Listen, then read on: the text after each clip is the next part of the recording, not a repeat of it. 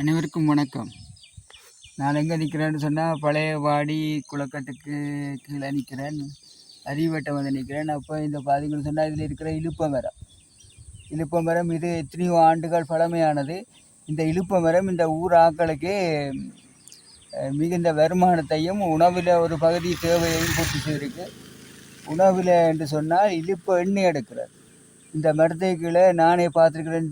சின்ன வயதில் பலரும் வந்து பொறுக்குவார்கள். இந்த இலுப்பங்கொட்டையில் பொறுக்கி எண்ணெய் ஊற்றி இஞ்சாலையும் ஒரு மரம் நிற்குது, எண்ணெய் ஊற்றி சாப்பாட்டுக்கு எடுத்துக்கொள்வார்கள். அப்போ அவர்களுக்கு வாதம் மற்ற வருத்தங்கள் எல்லாம் இல்லை. பிறகு வந்த பல்தேசிய கம்பெனிகள் 78ஆம் ஆண்டுக்கு பிறகு வந்த திறந்த பொருளாதார கொள்கையாலேயும் மற்ற உலகமயமாக்குதல் வந்த விளைவாலேயும் நாங்கள் இந்த இலுப்பெண்ணெய் சாப்பிட்றது, அந்த உணவு பொருட்களை சாப்பிட்றதெல்லாம் மறந்து வெஜிடபிள் ஆயில், அந்த ஆயில் இந்த ஆயில் என்று நாங்கள் மாறினபடியால் நோய்களையும் நாங்கள் வேண்டிக் கொண்டோம். சுகாதாரமான ஆரோக்கியமான வாழ்விலிருந்து நோய்களையும் வாங்கி கொண்டோம்.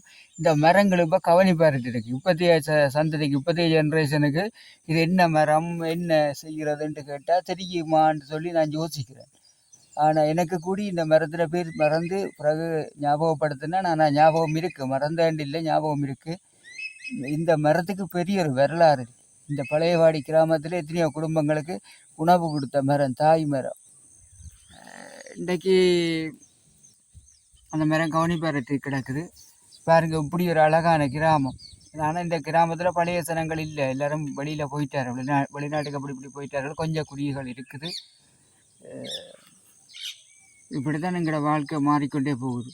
இதை பற்றி உங்களோட கருத்து என்ன? நன்றி, வணக்கம்.